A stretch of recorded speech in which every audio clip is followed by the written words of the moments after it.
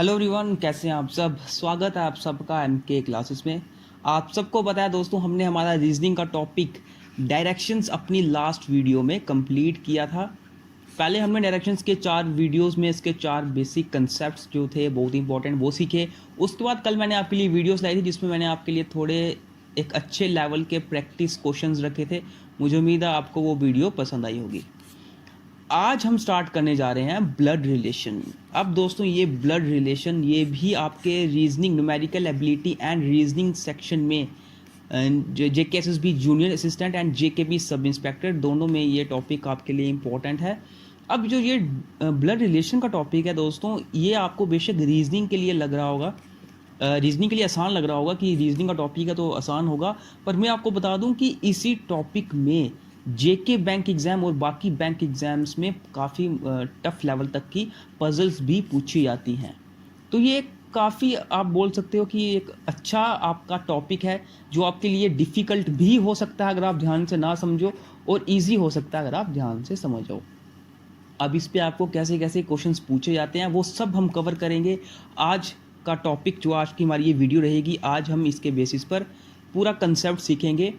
इसमें blood relation में सिर्फ एक ही कंसेप्ट यूज़ होता है, वो है फैमिली ट्री। ठीक है, फैमिली ट्री ही आपको समझना है कि आखिर में ब्रदर इन लॉ क्या होगा, sister in law, parental grandfather, paternal grandfather, maternal grandfather, ये सब चीज़ें क्या है, ये सब चीज़ें क्यों यूज़ की जाती है, इन सब चीज़ों को आज हम देखेंगे। ठीक है, आज हम इसका कंसेप्ट सीखते हैं और इसमें सिर्फ एक कंसेप्ट यूज़ होता है, डैट इज़ फैमिली ट्री। अब आप ध्यान से समझिए फैमिली ट्री को।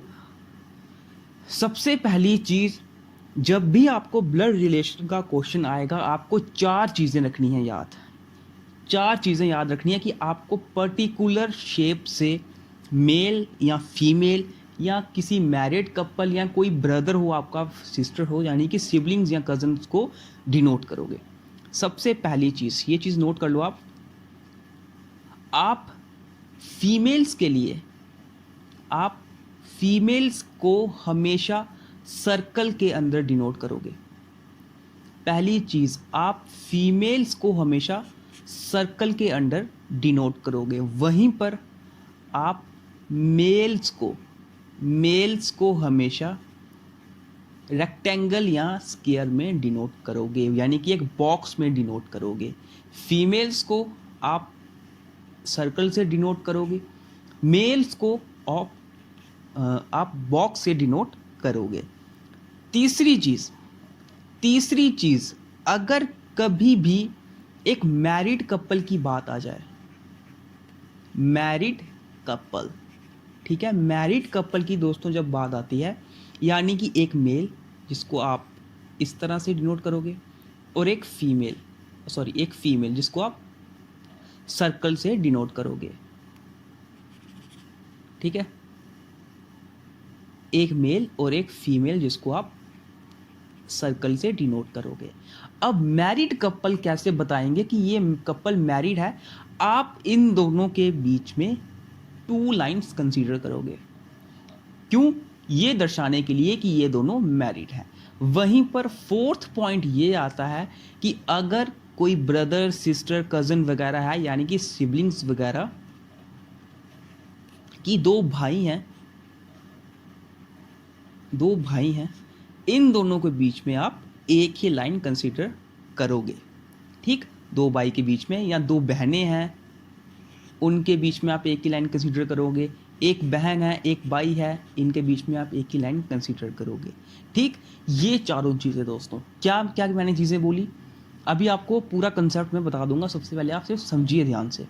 फीमेल्स को आप हमेशा सर्कल से डिनोट करोगे, मेल्स को आप हमेशा बॉक्स में डिनोट करोगे, मैरिड कपल्स को आप डिनोट करने के लिए उनके बीच में 2 लाइन्स कंसीडर करोगे, और सिबलिंग्स के बीच में आप हमेशा एक ही लाइन कंसीडर करोगे।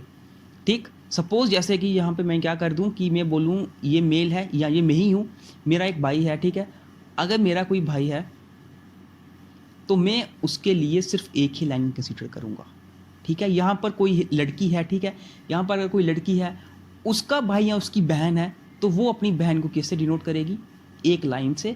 इस डायग्राम से आपको क्या पता चलेगा, ये यहाँ पर M और F ये दोनों मैरिड हैं, और यहाँ पर जो ये बॉक्स है ये क्या है, ये डिनोट करता है किसका भाई है, ये एम का भाई है, और यहाँ पर जो ये सर्कल है ये क्या डिनोट करती है, ये एफ की सिस्टर है। ठीक, यहाँ तक आपको कोई कंफ्यूजन नहीं होगी, बिल्कुल बेसिक से मैं चला।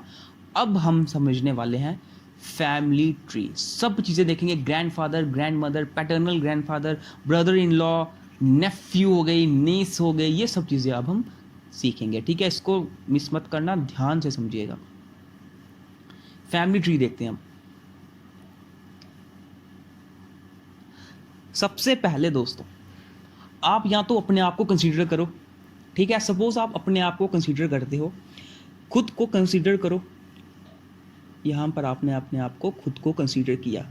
अब आप अगर मेल हो तो आप अपने आप को बॉक्स से कंसीडर करो, अगर आप फीमेल हो अपने आप को सर्कल से डिनोट करो। ठीक है, मैं यहाँ पर मेल हूँ, मैं अपने आप को बॉक्स से डिनोट करता हूँ। ये सब आपको समझाने के लिए है, ठीक है, ध्यान से समझते जाइएगा।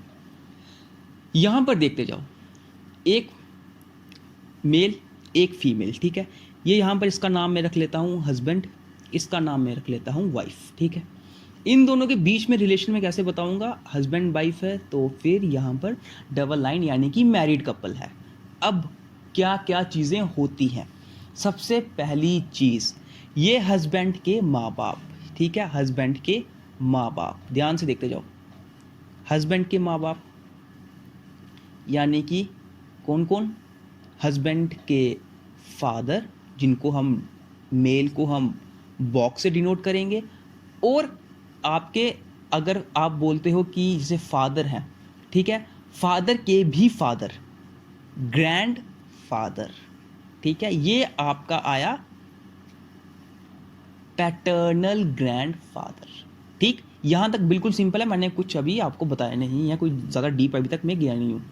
हस्बैंड, ठीक है, हस्बैंड के फादर आए, ठीक, और फादर के फादर जिनको हम बोलते हैं पैटर्नल ग्रैंडफादर, पैटर्नल ग्रैंडफादर, क्योंकि मेरे फादर के फादर हैं। वहीं पर जो मेरे फादर हैं उनकी वाइफ यानी कि मदर, ठीक है, जिनको हम सर्कल से डिनोट करते हैं, जिनको हम सर्कल से डिनोट करते हैं। अब जो मेरी मदर के फादर होंगे यानी कि ग्रैंडफादर, वो क्या लगेंगे, मेरे मैटर्नल ग्रैंडफादर, मैटर्नल ग्रैंडफादर, यहाँ तक कोई कंफ्यूजन आपको नहीं होनी चाहिए, मैटर्नल ग्रैंडफादर। इसी तरह से ग्रैंडफादर की वाइफ यानी कि ग्रैंड मदर, ये भी क्या आएंगी, ये अगर फादर की तरफ से हैं तो पैटर्नल ग्रैंड मदर। इसी तरह से मदर की तरफ से जो आएंगी ग्रैंड मदर, वो क्या आएंगी, मैटर्नल ग्रैंड मदर। ठीक, मैटर्नल ग्रैंड मदर।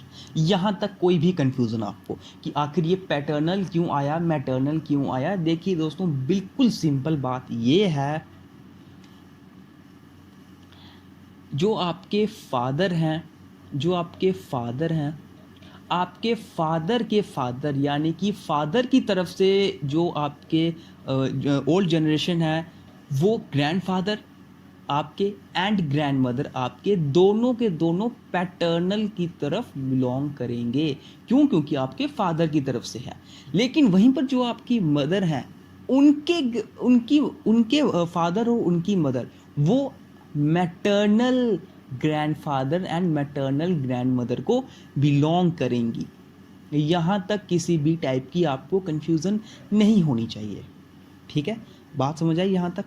अब आगे चलते हैं, आगे चलो, यहाँ पर देखते जाओ, ये हस्बैंड है।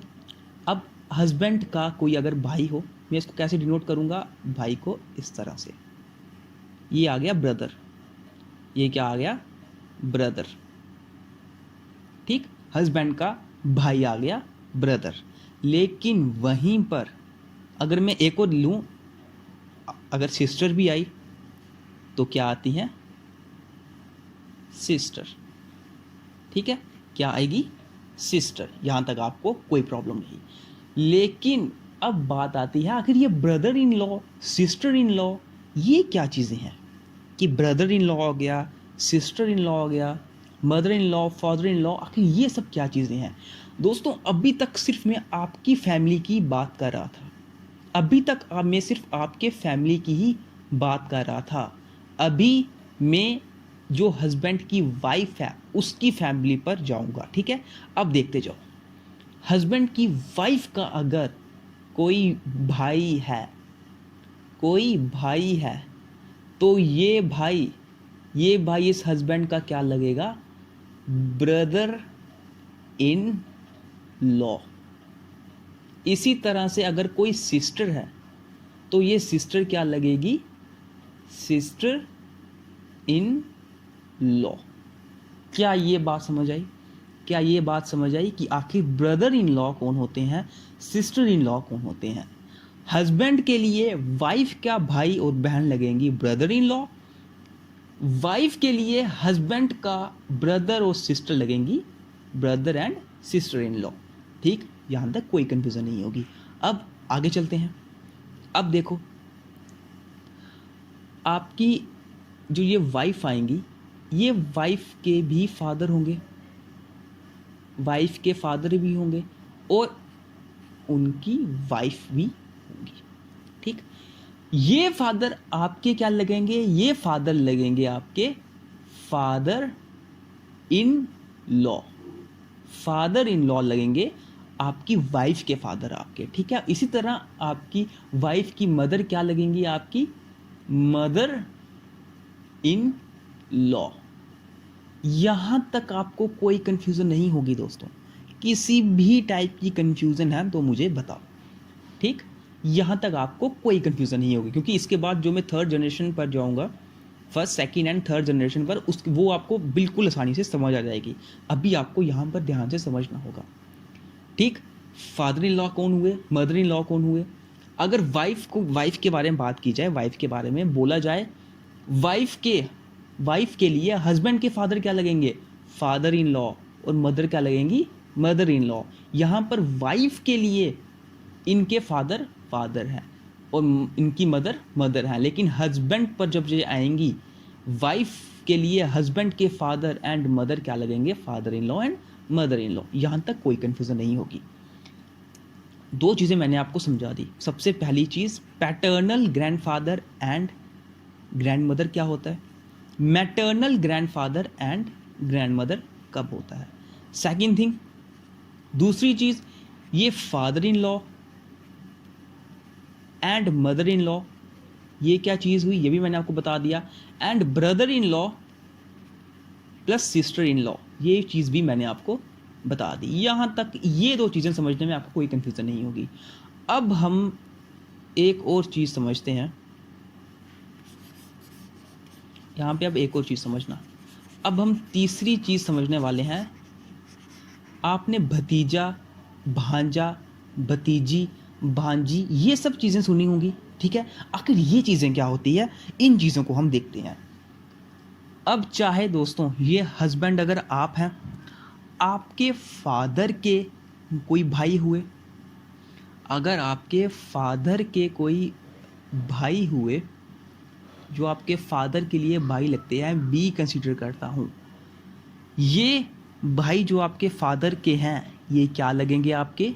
ये लगेंगे आपके अंकल। ये क्या लगेंगे दोस्तों? अंकल। लेकिन कौन से अंकल?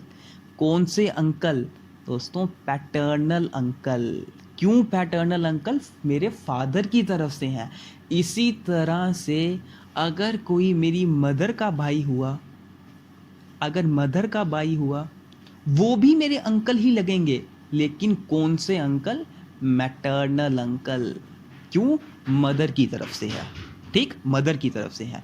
सपोज अगर मदर की कोई बहन हुई, इनकी सिस्टर हुई कोई, तो ये मेरे लिए क्या लगेंगे? ये मेरे लिए लगेंगे मैटर्नल सिस्टर, मैटर्नल ऑन्ट, ठीक है? मैटर्नल ऑन्ट, मैटर्नल ऑन्ट, मेरी मौसी, ठीक है? मैटर्नल ऑन्ट।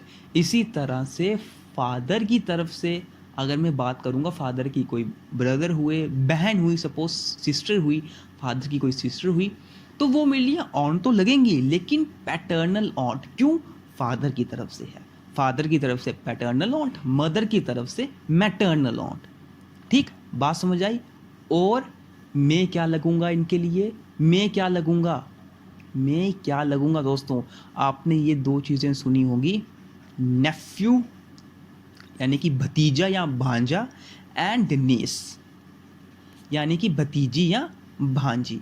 तो ये दो चीज़ें आखिर ये चीज़ें कब लगाई जाती है? ये चीज़ें तब लगाई जाती है दोस्तों जब आपके मदर या फादर का कोई भाई बहन हुए, वो आपको नेफ्यू अगर आप लड़के हुए, और नीस यानी कि अगर आप लड़के हुई तो बुलाएंगे। ठीक, तो यहाँ पर मैं क्या लगूंगा इनका? चाहे मैटर्नल हो या चाहे पैटर्नल हो, दोनों के लिए, चाहे भांजा हो चाहे भांजी हो, दोनों के लिए आप नेफ्यू एंड नाइस यूज़ करोगे। ठीक, चाहे भांजा हो या भतीजा हो, दोनों के लिए नेफ्यू यूज़ करोगे। यहाँ पे लिख लेता हूँ मैं, ठीक है? नेफ्यू कब यूज़ करोगे? चाहे भांजा हो, ठीक है, या भतीजा हो, इन दोनों के लिए आप क्या यूज़ करोगे? नेफ्यू। और नेस कब यूज़ करोगे? चाहे भांजी हो या फिर भतीजी हो। तो मेरा कहने का मतलब ये है कि चाहे पैटर्नल की तरफ से हो या चाहे मैटर्नल की तरफ से हो, आप नेफ्यू यानी कि भतीजा या भतीजी के लिए यूज़ करोगे, आप नाइस या भतीजा या भांजा के लिए यूज़ करोगे, एंड नाइस भतीजा भांजी या भतीजी के लिए यूज़ करोगे। ठीक, यहाँ तक आपको समझ आ गया होगा। इस 2 जनरेशन तक आपको कोई कन्फ्यूज़न नहीं होगी। किसी भी टाइप की यहाँ पे कन्फ्यूज़न होगी आप कमेंट करके ज़रूर बताइएगा। अब हम 3rd जनरेशन पर आएंगे। 3rd जनरेशन यानी क्या?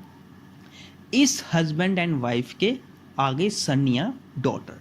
इस हस्बैंड का जो सन, हस्बैंड एंड वाइफ का अगर कोई सन या डॉटर हुई, ठीक है, सपोज पहले मैं सन लेता हूँ, ये आगे सन, ठीक, ये आ गया सन, हस्बैंड का सन, ठीक, हस्बैंड एंड वाइफ का सन।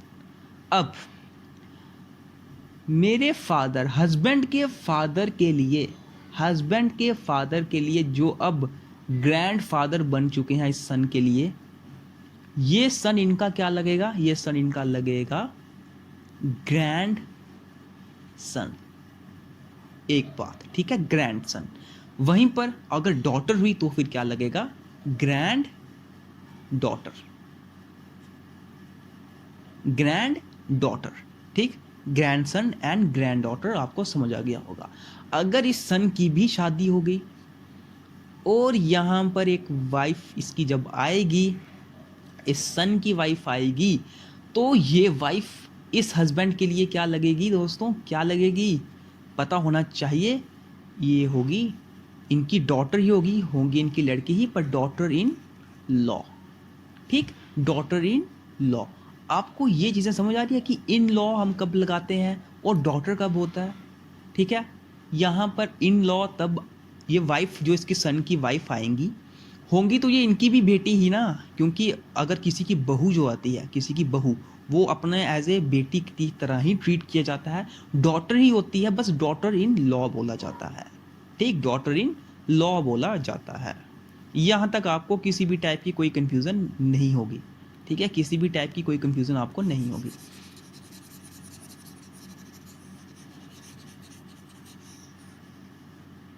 अब देखो यहाँ पर, अब मैं आपको सब कुछ रिवाइज करवा देता हूँ। हस्बैंड के लिए अगर फादर का कोई भाई हुआ क्या लगेगा? Paternal uncle. अगर मदर की कोई भाई या बहन हुई तो क्या लगेगा? मैटर्नल अंकल या मैटर्नल ऑन्ट। इसी तरह फादर की तरफ से हुए पैटर्नल अंकल या पैटर्नल ऑन्ट। ठीक, मदर के फादर यानी कि आपके मैटर्नल ग्रैंडफादर ये आए, जो आपकी मम्मी की तरफ से, माँ की तरफ से होते हैं, और उनकी मदर यानी कि grand mother, maternal grand mother आई, जो आपके लिए मदर की तरफ से होती हैं। ठीक, आपकी मदर के लिए, आपकी मदर या आपके फादर के लिए जो आपके उनके ब्रदर या सिस्टर होंगे, आपके मदर या फादर के ब्रदर सिस्टर होंगे, यानी कि आपके paternal uncle and maternal uncle या ऑन्ट, आप उनके लिए क्या लगोगे? आप उनके लिए लगोगे नेफ्यू यानी कि भतीजा या भतीजी। ठीक, यहाँ तक आपको कोई कन्फ्यूजन नहीं होगी। आपकी वाइफ के लिए आपकी वाइफ के फादर आपके क्या लगेंगे, फादर इन लॉ होंगे, तो वो आपके फादर ही, ससुर जी आपके फादर की तरह ही आप ट्रीट करते हो, बस वो रियल फादर नहीं होते, इसलिए उनके लिए फादर इन लॉ लगाते हैं। इसी तरह मदर के लिए भी हम क्या लगाएंगे, मदर इन लॉ, ठीक। और इन फादर एंड मदर के लिए आप क्या लगोगे, क्योंकि आप इनके रियल सन नहीं हो, तो ये आपको क्या बोलेंगे, सन इन लॉ, क्योंकि रियल सन नहीं हो, एज ए ट्रीट आपको सन की तरह ही देवर जी को जो भी होते हैं इनको ट्रीट एज ए सन ही किया जाता है, लेकिन ये रियल सन नहीं होते, इसलिए इनको फादर इन लॉ बोला जाता है। सिमिलरली आपकी वाइफ के ब्रदर आपके क्या लगेंगे, ब्रदर इन लॉ, और उनकी सिस्टर आपकी क्या लगेंगे, sister in law. In law हम तब यूज़ करते हैं, मैं आपको सीधे बता देता हूँ, इन लॉ हम तब यूज़ करते हैं जब उनके साथ आपका कनेक्शन रियल ना हो, ठीक है, तब हम इन लॉ यूज़ करते हैं। अगर रियल कनेक्शन है तो आप इन लॉ यूज़ नहीं करोगे, ठीक है, कोई कंफ्यूजन आपको नहीं होगी। उसके बाद क्या आता है, इसके बाद अगर आपका सन हुआ, ठीक है, सन या डॉटर हुई, ठीक है, अगर डॉटर हुई, उन्होंने भी शादी कर ली किसी के साथ, किसी भी पी रख लेता हूँ, ऐसे पी कंसीडर कर लेता हूँ, पी के साथ शादी हो गई, तो वो पी आपके लिए या आपकी वाइफ के लिए क्या लगेगा, सन इन लॉ होगे, तो वो आपके देवर बेटे ही, लेकिन रियल कनेक्शन नहीं है, इसलिए रियल सन नहीं है, इसीलिए सन इन लॉ। ये सब की सब चीज़ें दोस्तों मैंने आपको यहाँ पर कंसीडर करवा दी, सब की सब चीज़ें यहाँ पर कंसीडर करवा दी, मैंने कोई चीज़ छोड़ी नहीं है, ठीक है, कोई भी चीज़ आपके लिए छूटी नहीं है। यहाँ पर आपको पता चल गया होगा इन लॉज कब आता है, नेफ्यू नाइस कब आता है, एंड पैटर्नल मैटर्नल कब आते हैं, ठीक है, पैटर्नल अंकल, पैटर्नल ऑन्ट, ये सब कब आता है। किसी भी टाइप की कोई भी कंफ्यूजन आपको नहीं होगी, ठीक। यहाँ तक आपको किसी टाइप की कंफ्यूजन हो तो मुझे ज़रूर बताइएगा। अब हम क्या करते हैं, मैं आपको एज ए सिर्फ एग्जाम्पल एक क्वेश्चन देता हूँ, सिर्फ एज ए एग्जाम्पल एक क्वेश्चन देता हूँ जो बहुत बार एग्जाम में पूछा जाता है, आप ये ट्राई कीजिएगा और बताइएगा। यहाँ पर इस क्वेश्चन को हम ट्राई करते हैं, ठीक है। उसके बाद मैं कल आपके लिए बहुत सारे क्वेश्चंस लेकर आऊँगा, ब्लड रिलेशन का इतना ही कंसेप्ट था जो आपको समझना था, ठीक है। अब मैं आपको जो सबसे पहली टाइप के बेसिस पे आपको क्वेश्चंस पूछे जाते हैं, टाइप फर्स्ट पर आपको जो क्वेश्चंस पूछे जाते हैं उसको देखते हैं, ठीक है। एक छोटा सा क्वेश्चन देता हूँ, या फिर अच्छा 22 मिनट हो चुके हैं, तो एक काम करते हैं, पता क्या, आज आपने ये कंसेप्ट सीख लिया पूरा, मैंने आपको पूरा कंसेप्ट बता दिया ट्री मेथड का, ठीक है, फैमिली ट्री या ट्री मेथड इसको बोलते हैं, ये पूरा मैंने आपको बता दिया। कल मैं आपके लिए ब्लड रिलेशन पर टाइप 1 के क्वेश्चंस लेकर आऊँगा। ये टाइप 1 आखिर कौन सी होती है, आपने सुना होगा पॉइंटिंग टूवर्ड्स वाले, pointing towards a boy in the photograph, pointing towards a girl in the photograph, इस तरह के क्वेश्चंस जो आपको एग्जाम में पूछे जाते हैं। और ऐसे क्वेश्चंस काफ़ी टाइप के जो पूछे जाते हैं, काफ़ी कंफ्यूजिंग टाइप क्वेश्चंस होते हैं। ये सब क्वेश्चंस हम टाइप फर्स्ट के कल करेंगे, ठीक है। उसके बाद मैं टाइप सेकंड पर आऊँगा। यहाँ पर आपने सुना होगा इस तरह के क्वेश्चंस पूछे जाते हैं कि हैशटैग किसी पर्टिकुलर रिलेशन को डिनोट करता है, प्लस किसी पर्टिकुलर रिलेशन को डिनोट करेगा। सेकंड टाइप आपके लिए ये होगी। थर्ड टाइप, कभी कभी ब्लड रिलेशन पर पजल के थ्रू भी क्वेश्चन पूछा जाता है, और पजल्स भी हम कवर करेंगे। ये तीनों के तीनों कंसेप्ट हमें कवर करने हैं, ठीक। तो ब्लड रिलेशंस आज के लिए हमने जो कंसेप्ट सीखा, मुझे उम्मीद है आपको ये कंसेप्ट समझ आया होगा, ठीक है। मिलते हैं आपसे अब नेक्स्ट वीडियो में टाइप 1 ब्लड रिलेशंस के क्वेश्चंस के साथ।